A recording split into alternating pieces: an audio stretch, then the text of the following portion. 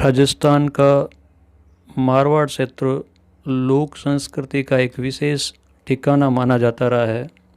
यहाँ पर कई सारी परंपराएं और संस्कृति के विविध रूप देखने को मिलते हैं और इन्हीं रूपों में एक खूबसूरत रूप है मायरे की प्रथा और परंपरा, जो मारवाड़ के विशेष तौर से गांवों में देखने को मिलती है। मायरे का वर्णन हमारे धार्मिक ग्रंथों में भी देखने को मिलता है। भगवान श्री कृष्ण ने नरसिंह भगत के रूप में नैनी बाई के मायरा भरा था और जिसका संगीतमय वाचन संतों के श्रीमुख से हमें सुनने को मिलता है।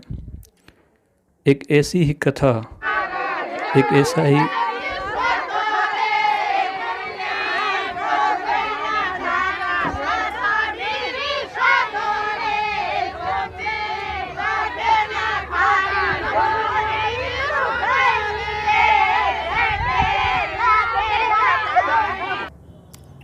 ऐसा ही घटनाक्रम का वर्णन हमें मुगल काल में भी देखने को मिलता है।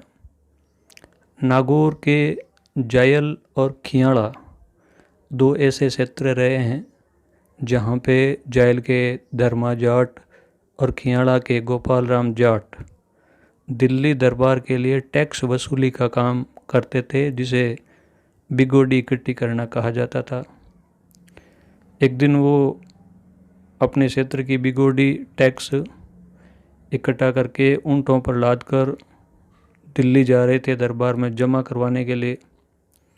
रात के समय जयपुर के पास में एक हरमाड़ा गांव था, उसके बाहर तालाब के पास में उन्होंने डेरा डाला अपने ऊँटों के साथ में। तो वहाँ तालाब में गांव की एक महिला जिसका नाम लिच्छमा गुजरी था, वो वहाँ पर पानी भरने के लिए आती है। तो जब वो पानी भर के लौट रही थी तो उसकी आंखों में एक अजीब सी उदासी और आंखों में पानी टपक रहा था। तो दोनों भाई पास में गए और उस बहन से पूछा कि आखिर क्या कारण है, तुम रो क्यों रही हो। तो बहन ने बताया कि मेरे भाई नहीं है, कल मेरी लड़की की शादी है और भाई होते तो मेरे भी मायरा भरते। तो उन्होंने कहा तुम चिंता मत करो, हम तुम्हारे भाई है, हमें धर्म भाई बना लो और हम मायरा भरेंगे।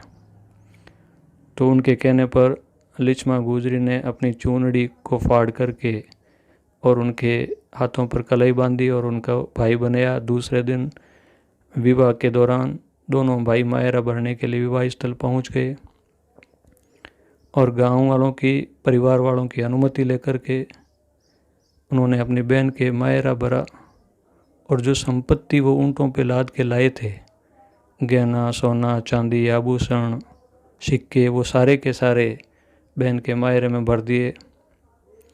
अब जब बादशाह को पता चलेगा तो निश्चित रूप से इसकी सज़ा मौत होगी, लेकिन इससे भी वो डरे नहीं। उन्होंने कहा हमने वचन दे दिया बहन को। वीर तेजा जी भी वचनों के लिए अपने प्राण न्यौछावर कर दिए और हम भी डरने वाले नहीं हैं। मायरा भरने के बाद खाली ऊँट लेकर के वो दिल्ली गए। दरबार में उपस्थित होकर के उन्होंने सारा वृतांत सुनाया। तो उनके हौसलों को देख करके बादशाह भी खुश हुआ और उन्होंने इस नेक कार्य के लिए उनको माफ़ कर दिया। आज भी गाँव में जब मायरा भरा जाता है तो औरतें उनके गीत गाती है। बहुत ही खूबसूरत परंपरा, बहुत ही खूबसूरत लोक संस्कृति मायरे में देखने को मिलती है। भाई पूरे परिवार अपने मित्रों को साथ में लेकर के नाचते गाते बहन के घर मायरा भरने के लिए पहुंचते हैं। बहुत ही खूबसूरत नज़ारा उस समय होता है। बहन को चुनड़ी ओढ़ाई जाती है और मायरे के दौरान कपड़े, नकदी और अपनी सामर्थ्य के अनुसार आभूषण भी बहन को दिए जाते हैं। खूब गालियों का आदान प्रदान होता है।